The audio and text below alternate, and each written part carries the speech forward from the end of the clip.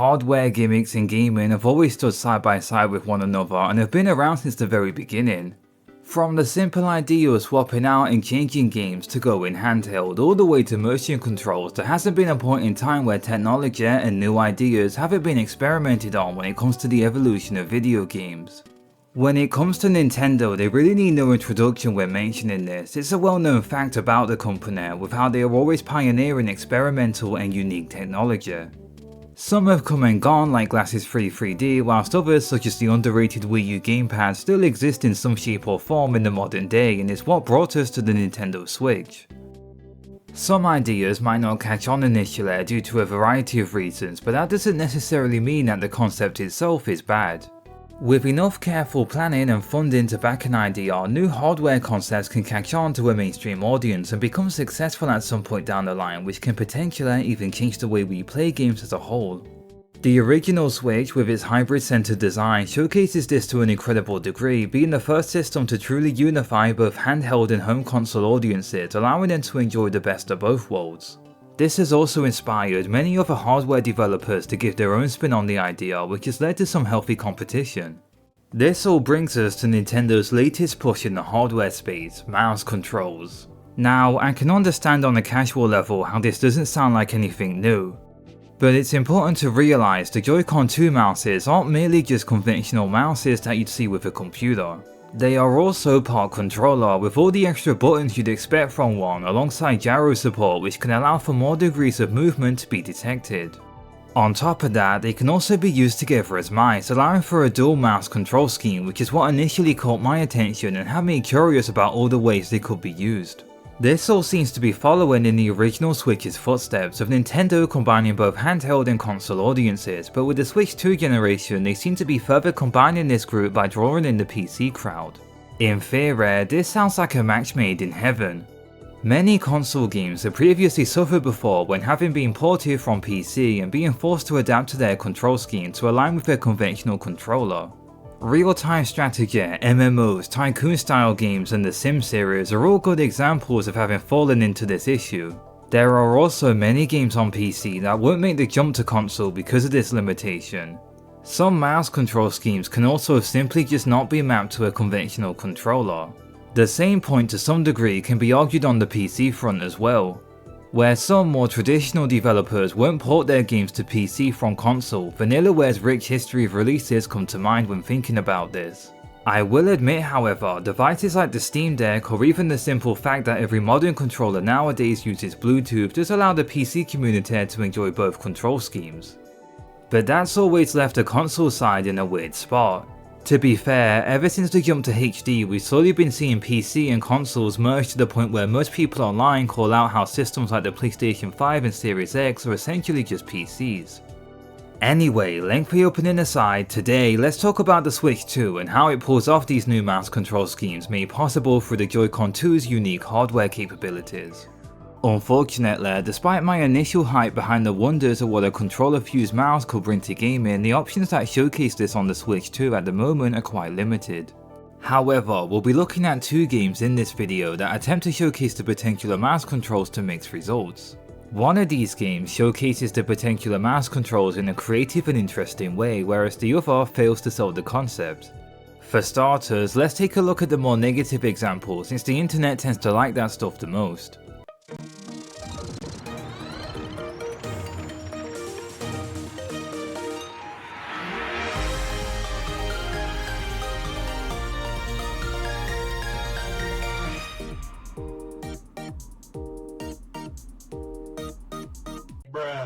Everyone's favourite punching bag, the Switch 2 Welcome Tour uses mouse controls in a multitude of different ways in an attempt to sell the concept. Now, I'm not going to pretend like there's some kind of unnoticed genius with this title or anything. As a tech demo, Nintendo has done better, but they've also done way worse. What's here are mostly mini-games that aren't even worth talking about, being mostly comprised of early 2000 flash game style experiences. What makes this all the more frustrating is that this is the first title that most Switch 2 users will play where they get to experience the mouse controls. I feel like these mini-games, and I'm using quotation marks by the way, they're more like WarioWare micro games. Anyway, I feel like they do a poor task at selling users on the potential of this new hardware gimmick. In some ways, this is more offensive for console players only using mouse controls for the first time and seeing them through whatever this is. It also just runs the risk of giving audiences a negative impression over the concept as a whole, when it comes to the ways they are being used here, not really feeling like an addition to complement a conventional controller and being more of a distraction from what we're used to. When looking at this title critically, Nintendo's biggest issue here is they focus too much on how sensitive the mouses are on the Joy-Con 2's, which leaves you with minigames that are very stressful to play. Almost every minigame here punishes you for even slightly flicking your wrist. I know the topic of difficulty is subjective, but some of these experiences are far too difficult to enjoy in my opinion, with the time limit constantly breathing down your neck. I'm straight up tweaking in this footage over colouring in a stupid flower. Despite its honest appearance, they want you to do this as quickly as humanly possible, which for a newcomer isn't exactly a good way to showcase this control scheme. I'm telling y'all, when playing this game myself, the slightest twitch of your wrist, and I'm a terrible artist by the way, but the smallest jolt results in a game over. How is this fun? Not to mention you're under an unforgiving time limit with this. Anyway, this video isn't a review of the Switch 2 welcome tour, I just feel like it's worth bringing up how it fails to sell the concept of its unique controller, which is something previous tech demos like Wii Sports and Nintendo Land has succeeded in doing. But despite my complaining so far, there is one diamond in the rough when it comes to these showcase examples. One minigame that actually made me optimistic for the future of this control scheme. Here we have Balloon Hunt. It's a small idea of what a first person shooter could play like with this new control scheme. It's honestly very intuitive. You move around with the left Joy-Con and shoot alongside aiming with the right. On the right surface, this game feels great. It's very responsive when making sharp aims with the mouse and actually made me excited over the possibilities of this new gimmick. Even games that are already available on the Switch 2 like Splatoon 3, Metroid Prime Remaster and most of all Minecraft would benefit from having this control scheme added in an update for those titles. There is also one point I'd like to bring up with the Joy-Con 2's that might help a few people out there who are having issues with them. So all over the marketing for the Switch 2, Nintendo was saying how you can use the mice, that's their term for a dual mouse setup, on any surface out there, such as your trouser leg. For the purposes of this video, despite the lack of titles out there demonstrating this tech, I've tried using the mouse controls in a variety of different surfaces with different sensitivity levels which you can adjust on the home menu. Anyway, from my research, I personally found that using the mice on different textures did result in more precise inputs. Also, even though it's not mandatory, I do recommend using the included straps. Not as a safety measure, no, it's more because these actually give the mouse controls more balance with the added pads, allowing for them to be held more accurately. Overall, the mice themselves are extremely firm and responsive, even if 90% of the welcome tour examples don't give that impression. The only issues I found when holding them is their size. My hands are a bit too big for them at times. I'm also just not sure where to put my fingers most of the time. Pardon my expression, but these controllers have no ass. Ergonomically speaking, they aren't particularly comfortable and they've given me wrist ache after playing for short sessions. I have seen online some aftermarket grips are being made, so maybe those will be worth trying at some point down the line depending on how much support this control scheme gets. So moving on to a much more promising example of a game that does mouse controls very well, we have Bravely Default Flying Fairy HD. That's right, the best showcase of these controllers is locked behind a HD remaster of an almost 13-year-old 3DS game. Both minigames here incorporate the dual mice setup, which is more unique to the Switch 2. Anyway, first off is Rhythm Catch, which is pretty much just Osu. It reminded me a lot of the Theatre Rhythm series. On the higher difficulties, things can get pretty challenging as you constantly move the mice together to create a line that fits into the targets.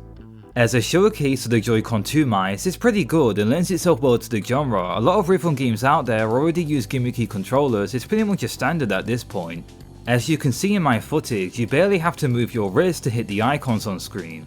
Already, unlike with Welcome Tour, it does a better task at selling this control scheme since you aren't constantly being punished for playing it wrong. Overall, Rhythm Catch is a pretty neat distraction from the main game. Anyway, now I've saved the best for last, and the reason I wanted to make this video in the first place, we have Panic Cruise. Ever tried to rub your stomach and pat your head at the same time? Well, this is a similar experience.